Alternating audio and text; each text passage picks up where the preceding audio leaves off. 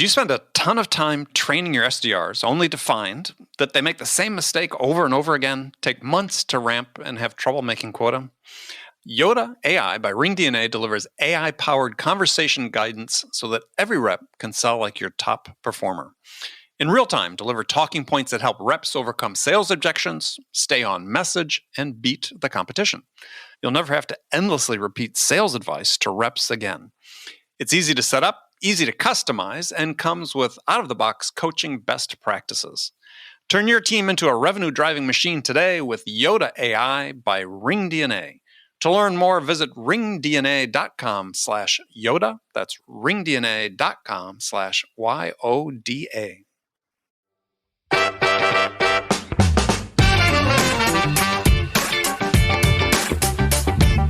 And so we have these people that are 22 years old that are building personal brands, and then now they're coaching other people on our team. Like literally, we have a 24-year-old who's never had a job like this before, and she's coaching 3 22-year-olds that just joined our team. Now, and I'm saying their age because I'm just saying, like, can you imagine 10 years of building a personal brand of like how much success a person could have from 22 to 32? So we're trying to give people head starts, and we call this non-traditional benefits. And so when we're recruiting people, we say, yeah, you may get $10,000 somewhere else, but we're going to teach you how to build a personal brand, and then you can go get double your salary in 18 months.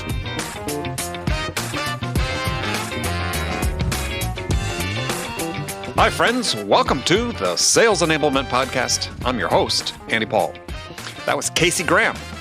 Casey's the CEO of Gravy and co-founder of a new venture titled Command AF. In our conversation, we're talking about the importance of building a LinkedIn culture within your organization, as well as why it's essential for individuals to build their own personal brand on LinkedIn. Now, if you're still doubting the importance of this personal brand for sales professionals, a recent study by Rain Group found that 82% of buyers read a seller's LinkedIn profile before speaking with them for the first time. So over the past year, Casey has become, in my mind, the most eloquent and forceful advocate for this topic. And in our conversation today, Casey shares some key metrics that demonstrate the impact of this LinkedIn strategy has had for his company and potentially could have for yours as well. We'll also dive into why Casey, as a CEO of a high-growth startup, encourages his team to be active on LinkedIn. And he'll share why he isn't afraid of people leaving. In fact, he'll talk about his goal to see at least 7 new companies started by folks who work for him. We'll also talk about his new venture, Command AF, in which he has set a goal of helping 1 million people build their personal brands on LinkedIn. It's a great conversation. We get into this and much, much more. But before we get to Casey, I want to remind you to subscribe to this podcast wherever you listen to it. And if you subscribe, we'd certainly appreciate it if you could also give us your feedback about how we're doing in the form of a review. So thank you. All right, let's jump into it. Casey, welcome to the show. Hey, thanks for having me so much, Andy. Been looking forward to talking to you for a long time. Yeah, me too. You're the LinkedIn famous guy, so this is cool. I'm the LinkedIn famous guy. You're the LinkedIn famous guy. What are you talking about? That's not true. That's not true, man. You've been doing this way longer. I don't know. I'm the new shiny toy. As far as I'm concerned, you're the king of LinkedIn these days. So, and we're going to talk about that. Yeah. We're going to talk about that. So where have you been hanging out during the pandemic? Well, I've been hanging out. I live on a 38-acre farm in Cumming, Georgia. It's about an hour north of Atlanta. And I fish and hunt and ride four-wheelers and shoot stuff. And that's just kind of the life that I live here in north of Atlanta. Very interesting. So, wow. So do you have like animals, farm animals? We do not have farm animals, Okay. but we did. And when we moved on to the place, and then we quit renting the land out to all the people with the cows, because the cows, they bring a certain situation that most people, they look pretty when you drive by the field, but they don't smell pretty, and the flies are next level and all that. So we're essentially a fake farm. Got it. A gentleman farmer, I think they used to call that. That's right. So, and what, you're able to hunt on your property? That's right. Yeah. So what do you hunt on your property? Deer. Oh, really? Oh, yeah. So we have white-tailed deer. Then there's coyote.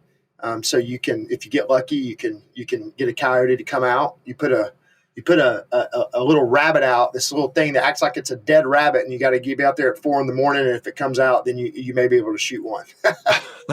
So do you need a license to hunt coyote, or is that like a public service? No, it's like a public service. They're a menace here. Yeah. Well, here in Southern California as well. So, well, very cool. So it's sort of. Yeah, so let's apologize. If you hate hunting, I'm sorry. I'm just going to go ahead and give you that. You'll probably be mad at half the stuff I say anyway. So just send emails to my assistant. Or send them to me, whatever. Yeah. Well, I'm not a hunter myself, but I grew up in the Midwest, where in Wisconsin, where it's deer season every year, and all my friends and their family went hunting. So it's you got to control the deer population. All right, so you've been hiding out there. That's good. Okay, so question I like to ask my guests is what's the biggest lesson you've learned about yourself during the pandemic? I don't like to follow rules very well. Do you think that's new, or you think you knew that beforehand? What little I know of you, it seems like that's probably not a revelation to you now. Well, kind of, but like it's one of those things where it's just like more than ever, there's so many external people telling everybody what to do all the time that though I may have broke rules, here and there, it's just like it's all the time. And so I literally have had to make a decision to like calm my heart, calm my spirit, and understand there's things we can't control and this, that, and the other. And I just didn't realize how much, I like to go against the grain. And sometimes, it's worked in my favor, and sometimes I've suffered harm because of it. But, that's a big thing I've learned. Yeah. So what's one of the sort of big things that you found that you had to go against the grain on? Big things go against the grain on? Are you talking about personally or company or what? Well, let's go both. Either one. We'll start with personal. Yeah. I just got back from Mexico. So I've traveled out of the country 3 times since this thing's hit, and people get mad and this, that, and the other. But there's actually countries that are open that you can go to and have a good time, and so finding that and pushing those limits and going and doing it and spending time out in the ocean, going with my family on an anniversary trip and doing those kind of things. It's literally. Finding the hotels that allow you to do stuff. It's been an adventure to find that freedom, because I hate being just stuffed in and stuck somewhere. Right. And I like being able to go. So that's been personal. Is how do you travel? How do you travel different? And anyway, that's been an interesting one for me. Interesting. Yeah, it is. All your guests, and if you're mad about that too, then send another email to Andy. I'm not starting off good here, man. How do you feel stuck on 38 anchors? So I'll tell you, in the first 90 days of COVID, we were in our a very small apartment. I was like, with no balcony space or anything. Now that felt small.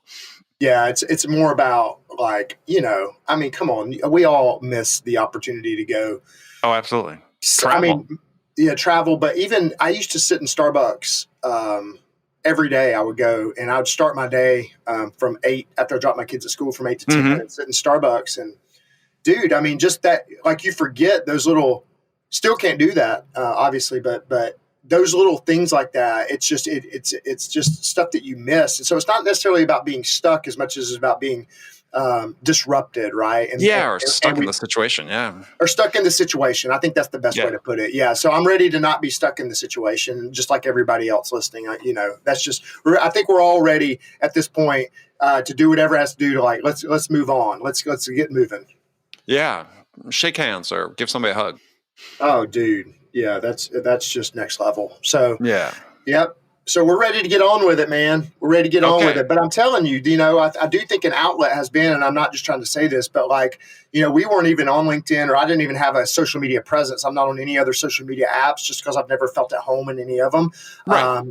And it's been actually kind of nice to have an outlet to the world in a different way. And so the virtual hugs and the virtual connection and the virtual thing has become something that I haven't had as a part of my life, and has become now something that is super weird because I've never experienced it before. I've never had a personal brand before. I've never had people that I didn't know, significant relationships being built outside of that. And so I've been mostly a local hometown guy doing hometown stuff. And now it's changed the game a little bit.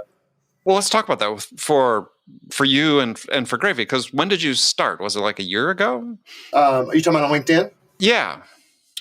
In sort of a serious way, So I saw a post last November by Sarah Brazier, and I had gotten on LinkedIn because I forget what it was. I got on LinkedIn for the same reason that people get on LinkedIn that never get on LinkedIn. It was just some weird something. I can't remember. I got some notification or something. So I got on LinkedIn. And then I didn't even know LinkedIn had a content platform, honestly. So I got on, and then I saw it. And then I saw a guy from my team had liked something of Sarah's, and I read it. And there was this post that she wrote that was about being shamed by some VP of sales or something, being a SDR. And I was like, wow. And I saw all these comments and hundreds of things. And I was like, man, she must be like, a total influencer and, this, that, and that. And so I started snooping around and going like, wait a minute. This is an SDR at a tech startup. This isn't like somebody on Shark Tank. and I was like, and she is a superstar, but I'm just saying my mindset was like, this is not like the head person. This isn't the Damon John or the Mark Cuban or whatever, but this is a lady named Sarah that works at a company.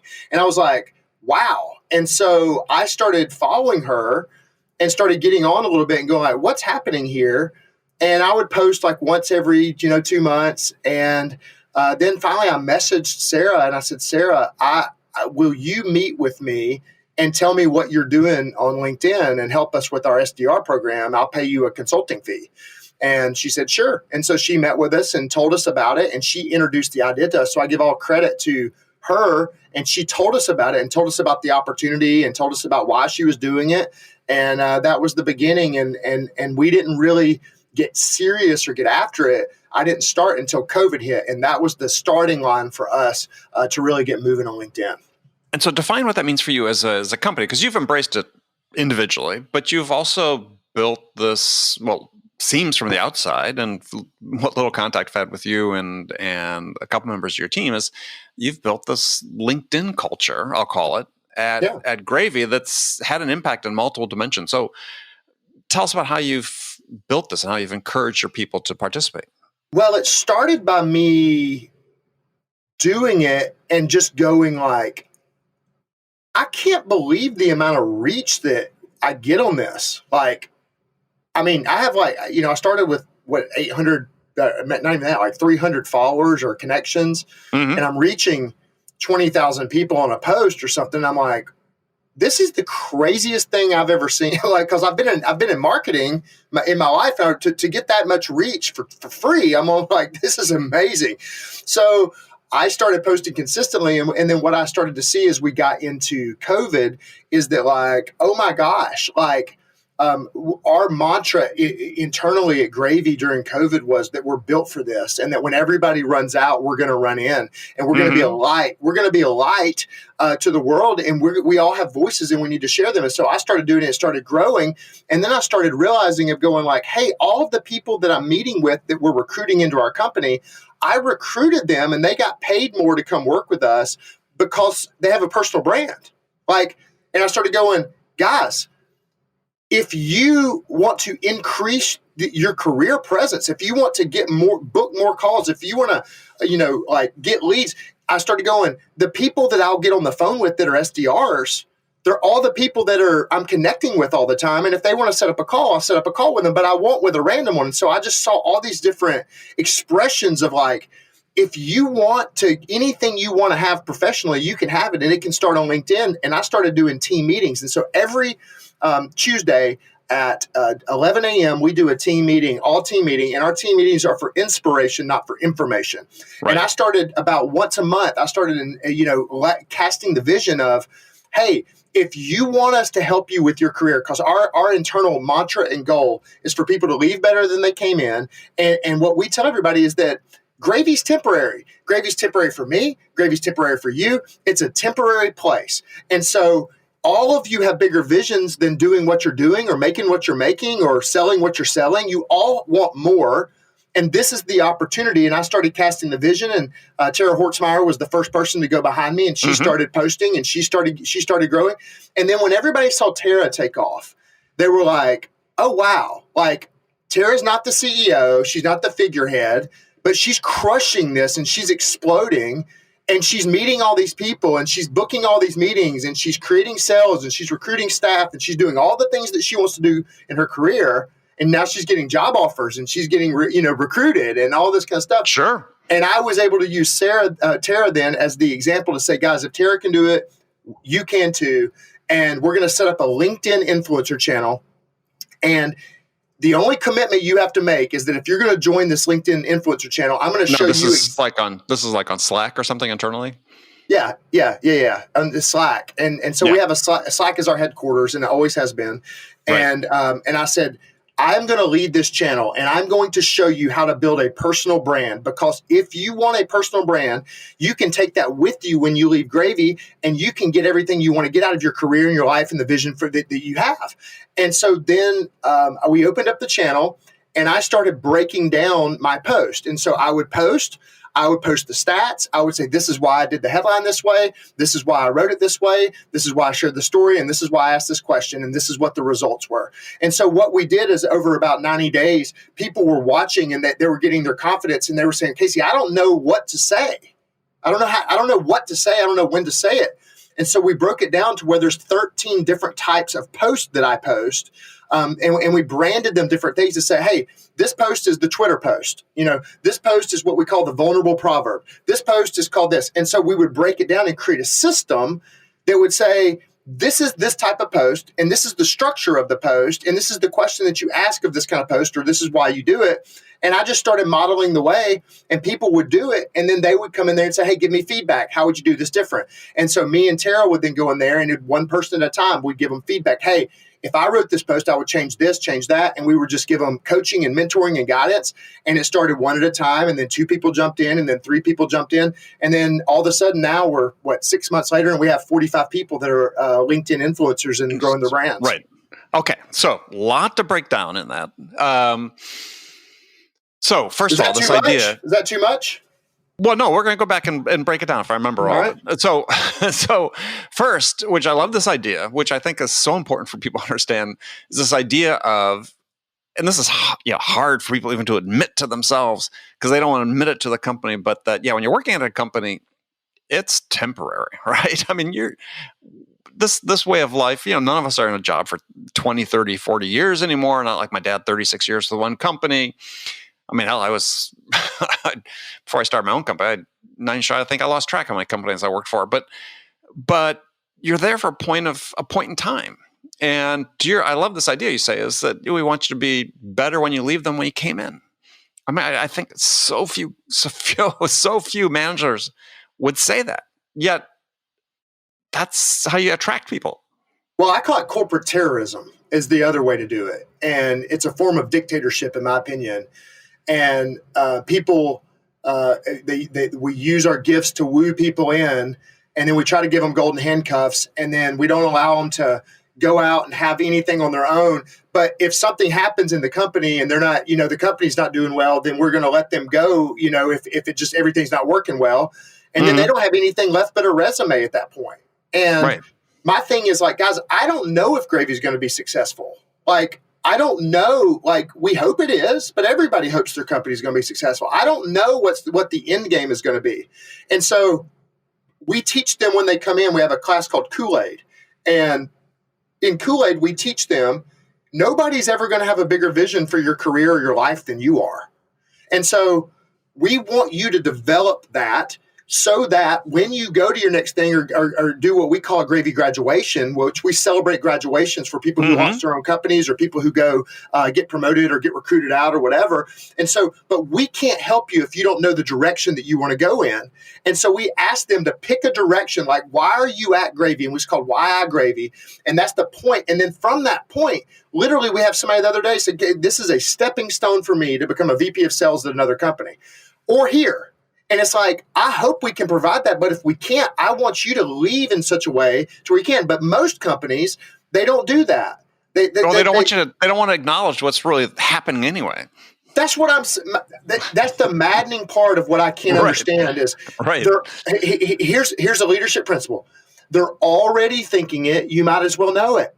They're already thinking it. You might as well know it. Like, it takes all of the guesswork out of everything. And then you're able to align motives for a period of time and understand that we're aligning together for a period of time for a mutually beneficial cause. And people say, well, you're helping all these people, and what happens if they all get recruited away? And I go, well, then that means we didn't create a good enough culture for them to stay. So my job is to create a culture where they want to stay, even though they're getting recruited away. And if they do, then it's a good opportunity for them, and it's a win-win for everybody. And while they're here, Gravy gets a benefit of, booked sales meetings and recruiting staff and all this kind of stuff. But when it's time to go, or if I sold the company one day or whatever, that everybody can do whatever they want to do and have control of their career. And that's what our heart is. Right. Well, I mean, I love this idea of this Kool-Aid class. I mean, the thing that is, I think is just a truth, unfortunately, in too many companies, is to the reasons you just spoke about. Most companies really don't invest for people to become the best version of themselves, because they're afraid if they do, they'll leave, which is just nuts, as you talk about. We want people to become the best version of themselves, and we're going to get the best of them while they're here. And hopefully we've got the culture that will keep them. We'll be able to offer them opportunities to continue to grow. But if not, we've benefited from that, and they've benefited, and they've gone on to something else. Yeah. Then that's what I'm saying. It's like, guys, let's wake up. I mean, it really is a form of, like, I'm a red-blooded capitalist, and I believe in freedom. And I believe that the best thing you can help people do is to have more freedom in their life, and have more options in their life, and have more control in their life. Mm-hmm. And the more you help them with that, the more they're going to help you with your company. Like, it's just pretty obvious, just a simple win-win. But people are so scared and fearful, and they try to control and keep everybody. And it's just I don't know. Well, and I think, but you hit on the key point that I raise on this show all the time, is that for so many managers, they're driven by fear, right? Fear I'm going to lose somebody, fear I'm not going to hit my number, fear of this or that. It's like, you got to let that fear go. So, well, and I think it just is all about your motives. Listen, we're not trying to say that we're some great, perfect company with these beautiful motives. Like, we mess up. There's some people that come in, they'd leave and say, oh, we hate that place. We fired them and it didn't work out. And, there's all of that. We have all of the messy, just like everybody else does. But our heart and our intent of what we're trying to do every single day is what we say is Gravy is a leadership development company disguised in the payments industry. Mm-hmm. And I'm trying to create over the next 20 years a network of people, whether they will go out. Our goal is to create 7 entrepreneurs out of Gravy that create companies that have nothing to do with Gravy, that are on their own. And I want to be the first investor. I want to be the first person behind them to help them however we can. But also the other people that go out to other companies, because what I've seen, I've been doing this for 14 years. Okay. And what I've seen is these companies may last for, a stint for somebody for 18 months or 3 years or 5 years. But over a 20, 25-year period, if you do right by people and you help people along the way, you all circle back together and you connect later. And it's a mutually beneficial network for the duration of your life. And I think that's worth it. Yeah. Well, I think that whether people are conscious of it or not, I think what I read of what you're doing is you're making a statement about the value of being human in business. And that there is value in relationships, that there is value in connecting with other people and building something deep. You always think of, like, Keith Ferrazzi talks about, the value of a network is the people you know plus what you do together. That's, you create value. That's right. And it seems like that has to be a goal of the individual these days. Excuse me. And that's everything to us. Now, I will say this. If you'd have talked to me 4 years ago and in my previous 3 endeavors, I was a much bigger asshole and I got a lot more wrong. Okay. Mm-hmm. I learned this the hard way. I learned this by selling a company. 2 weeks later, have a bunch of money, sitting by myself in the Starbucks, wondering why I exist on the earth. my wife not liking me not liking me, feeling disconnected and going like, what is the point of all this? Like, is really the point to like start this thing, get successful, people start writing about you, you sell your company, now you're a millionaire and that's cool? I'm like, that sucks. I don't want to do that. Like, I want to go to the beach with people and hang out and be connected and do things together and journey together. And I understood finally that meaningful work together with a purpose bigger than yourself is one of the greatest benefits that a human being can possibly have. And most of the world doesn't get that. Mm-hmm. And even people in our country don't get that, because they're in these situations to where they have no freedom. And so I'm going to spend the rest of my days trying to create meaningful and purposeful work together. If we get an outcome, we get an outcome. If we make money, we make money, but that's not the point. The last thing I'll say is this. My owner's intent for Gravy when I started the company, because I had to have something in a meeting, was to create a company that I would want my adult children to work for someday if they so chose to. Right. It doesn't mean that this is going to be some lifelong company. It just means if my daughter worked here and she's 32 years old, what would I want her boss to do? Like, what would I want their team meetings to look like? What would I want their, LinkedIn influencer channel to look like? If she's 22 and she's just starting out her career, what kind of opportunities would I want her to have? What kind of correction or culture building or being a part of something bigger than herself would I want her to have? And so when we think in that direction, you go like, oh, we are human and we want the best for each other. And that's the heart here. Yeah, I love it. Well, I want to step back a little bit to the LinkedIn part of things. So you've got your LinkedIn influencer channel. You've got these. I love this idea. You've create 13 different types of posts that are structured. You provide coaching to your people. Do you have guidelines for them? I mean, one pushback we sort of get is when we talk to people about this is oh, wow. Well, A, we don't want them to spend too much time doing this because it's going to take it away from their sales job. And B is we're afraid they're going to post something quote unquote bad. Okay. So how do you deal with those two things? Okay. So number one, our company is driven by revenue metrics. Every single person, including from my assistant to people in recruiting and HR, everybody is tied to a revenue metric, and everybody knows by Friday and every month if they're hitting their metrics or not. So if they want to spend 7 hours a day on LinkedIn scrolling and not hitting their metrics, then that's fine. It'll show up on the dashboard and then we'll deal with that. So we believe that the metrics and what's laid out for them should govern them, not us, because that's why they got hired. So right. I don't care if you spend 2 hours a day and you hit your metrics. Cool. That's great. So that's that. So I'll stop there. That's how we manage. Is that normal? No. Go ahead. I mean, the companies sort of lay it out that way, but then they micromanage people. Yeah.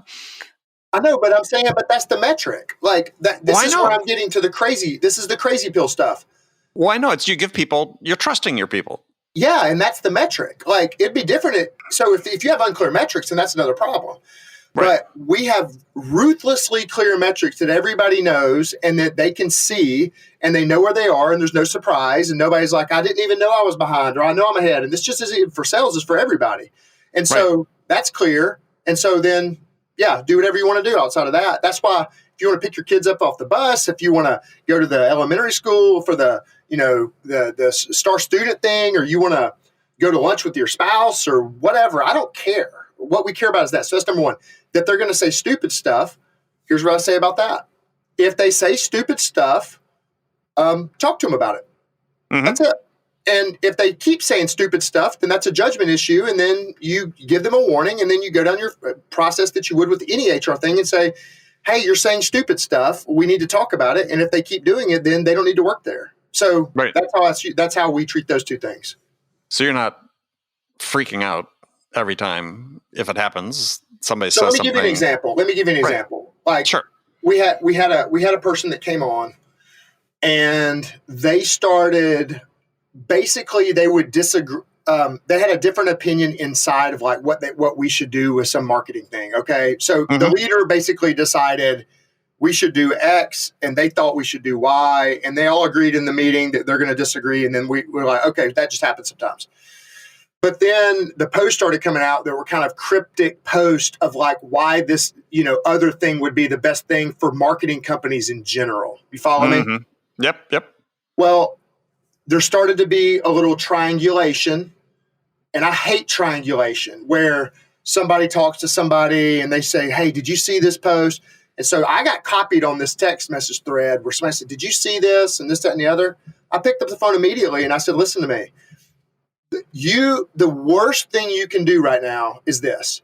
You need to call this person and assume with the best intent that they didn't mean any harm or whatever, and just have a conversation with them and start there. And they called it, the person said, you know what, I was in the wrong, and it ended it. But like I feel like most companies and most leaders don't do that. That's basic stuff that like you don't have to create a whole company policy or be scared that everybody's going to say something crazy because one person says something one time, right? And for your participation in sort of the LinkedIn culture, so you have 45 people that are influencers, people can opt in or not. Is that right? Oh, yeah. Yeah. So I told them, I said, we're going to have this LinkedIn influencer channel. My only requirement is if you join the channel that you were participating on LinkedIn. I didn't say how much. I didn't say when. I didn't say any of that. I just said, don't come in the channel if you're just going to come in the channel. Like, I want people that are actually going to get after it, and we're going to work together on it and this and the other. And so, no spectators, in other words. That's right. No spectators, and you don't need another, Slack channel in your life. So I'm going to go with the goers, and I'm going to give you my best. And if I'm going to give you my best, then you give me your best, and we'll work together that way. And so that's what it is. We don't tell people what to post. We don't critique post unless somebody asks. We don't mandate anything. All we do is just share, here's what's working. And now it's become where everybody is sharing what's working, and everybody's sharing, hey, I did this type of thing. And so now it's not a Casey thing, it's a team thing. And so we have these people that are 22 years old that are building personal brands, and then now they're coaching other people on our team. Like, literally, we have a 24-year-old who's never had a job like this before, and she's coaching 3 22-year-olds that just joined our team. Now, and I'm saying their age because I'm just saying, like, can you imagine, like, 10 years of building a personal brand of, like, how much success a person could have from 22 to 32? And so I know, so we're trying to give people head starts, and we call this non-traditional benefits. And so when we're recruiting people, we say, yeah, you may get $10,000 somewhere else, but we're going to teach you how to build a personal brand, and then you can go get double your salary in 18 months. And so these are like non-traditional work benefits, and that's how it's working. So you posted something not that long ago about some of the metrics you've experienced in 2020. I was wondering if you just share some of those again, because like one was, I think, LinkedIn engagement versus page views on your website or something. That was pretty astonishing. Yeah, so our company website at that point in the year, I think it was in October, had like 125,000 unique visitors to the homepage. And year to date in 2020. Year to date in 2020. And then just my LinkedIn post had 4 million viewers. Same. In this year. And we didn't even, and I didn't even start posting fully until middle of March, consistently.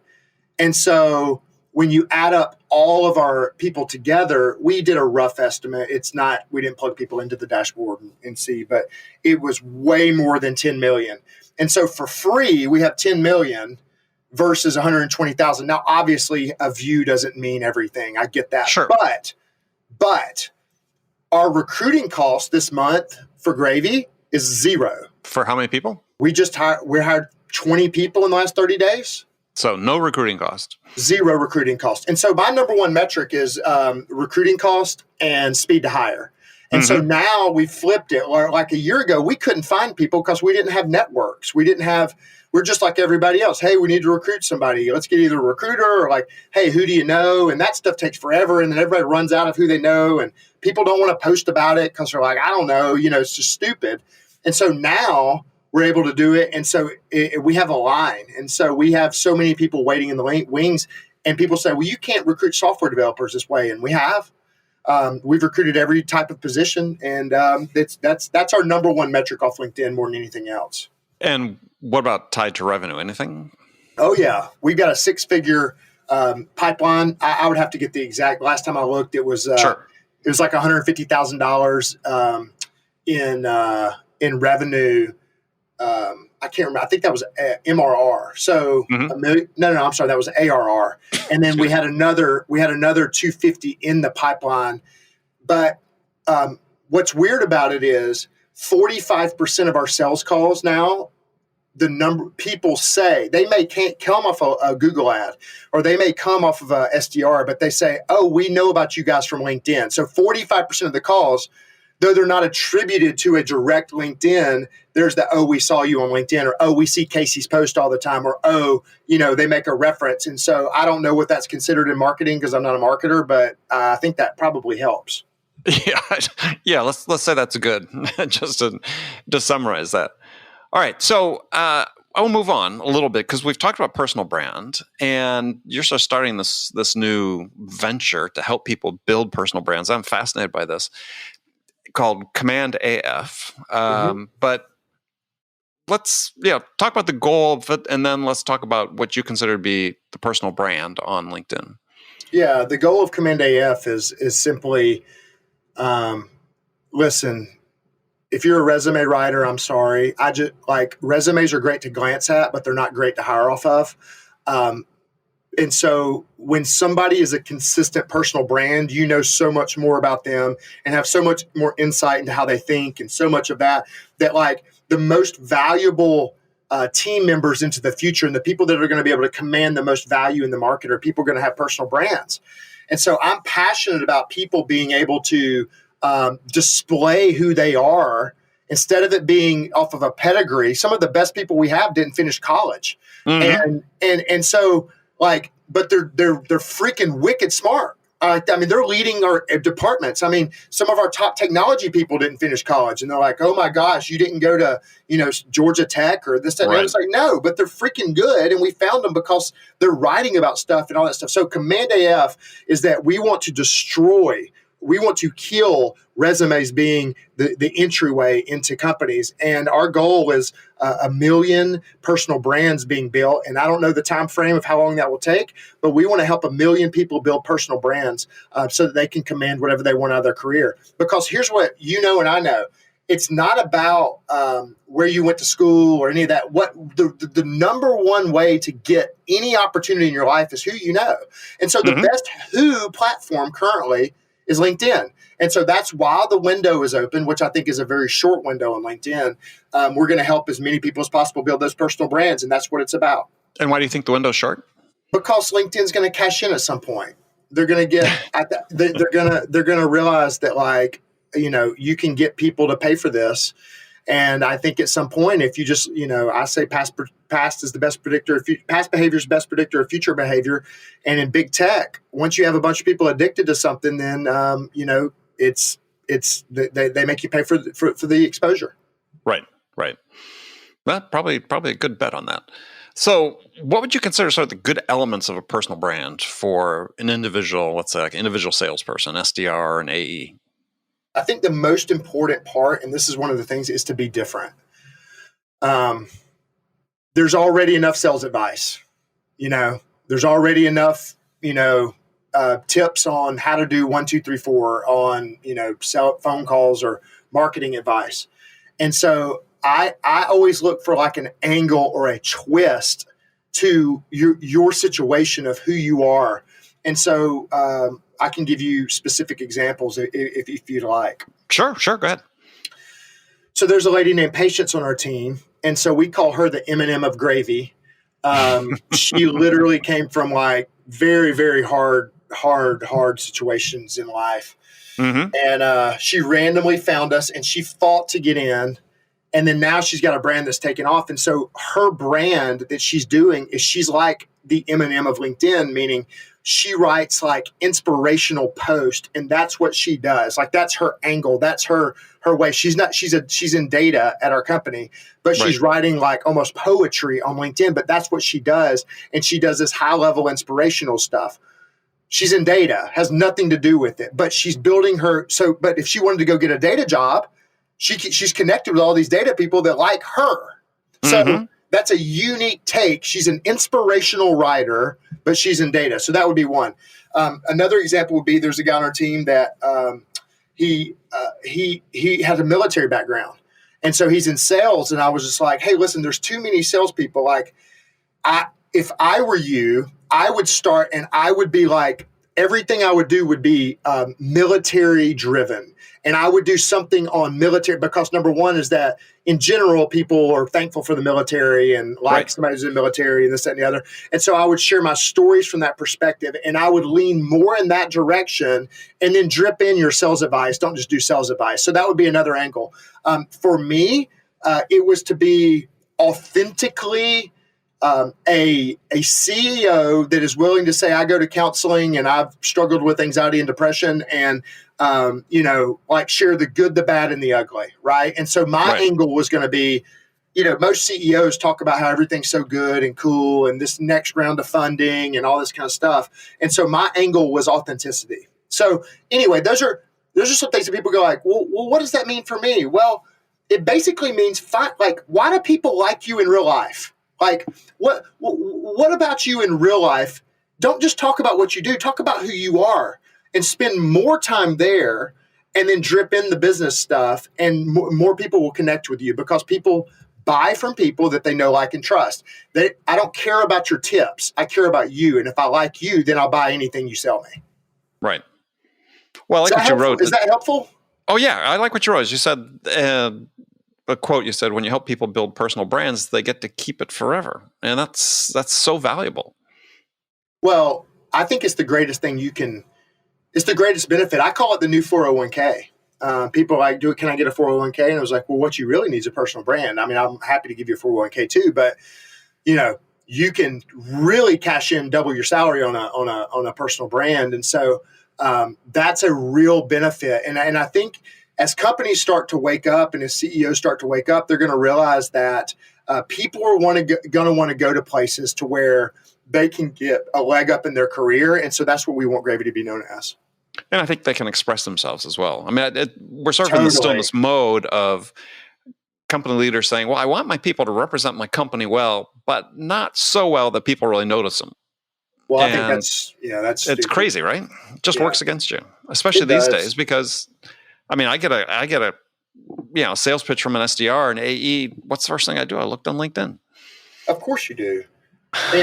Yeah. I mean, and my thing is, so we've got a guy named KZ. His name's Keith. He goes by Keith Zadig on LinkedIn, and but he's KZ internally. And KZ said that he's been in cultures and companies, two different ones before this. Like, and he's a surfer type, like vibey, like waves. He does as YouTube channel with. He's got tons of followers on Spotify and music. And so our thing is like, dude, how can you leverage all that, like, while you're at Gravy? And so, like, he's doing, like, little rap videos or little things to, like, for our SDRs to send out and all this kind of stuff. And like, the best way to give your brand a personality is to let your people's personality shine in the public. And so that's what the new brand is. So the new company brand, it used to be a billboard and a saying, and now it's KZ doing a rap video. You see what I'm saying? So it's like, absolutely. So if you want your brand to have personality, if you want it to stick, if you want sales calls to happen faster, everything that the CEO ultimately wants is by letting your people and empowering your people to be them. To be authentically themselves on LinkedIn. That's it. That's it. That. Let their personality loose. I love it. Well, Casey, unfortunately, we're running out of time, but that's so much content there for people. And it's just, I'm going to be listening back to this again as soon as we hang up here, because there's just so much to consume. Was it practical enough though? Like, is there anything else I can do to bring it down? Like, is there any practical stuff that you want to talk about? Or has this been okay? I think it was great. Okay. Cool. But I think, my parting thoughts then, Alec, would be very simple is what you can't replicate is the heart of the leader. So this is our DNA. Like, this is who we are. This is why we exist as a company is to create a company that I want my adult kids to work at someday. And so what I would say is, you don't have to be like me. If that's not if you want yours to be sales metrics, do sales metrics. Like, if that's the number one thing you want it to be, is that I want to create the pipeline to create more customers, that's wonderful. What I've found, though, is just be open about that and just be completely transparent with your people about it. And just say, like, hey, if you want to steer the direction of it, then do that. Like, just be open about it and say, this is why I want you to do this. Is it so that we can have more money for our company?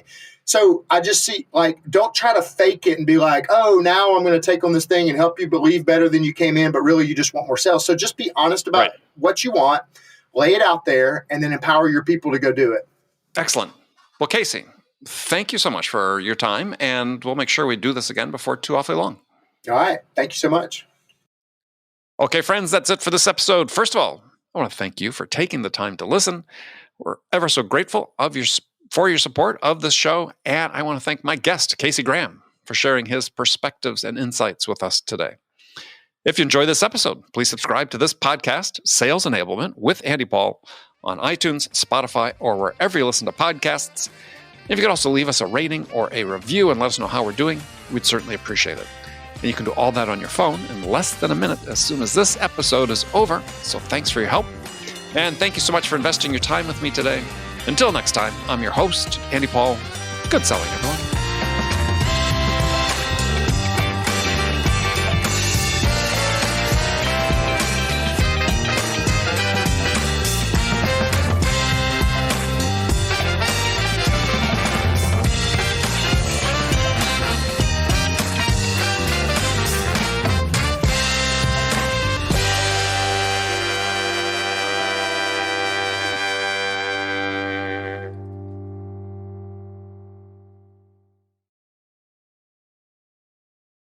Ever wish you could coach like you've listened to every sales call without actually having to listen to every sales call? Conversation AI from RingDNA uses the power of artificial intelligence to help busy sales managers know exactly where to focus their coaching efforts.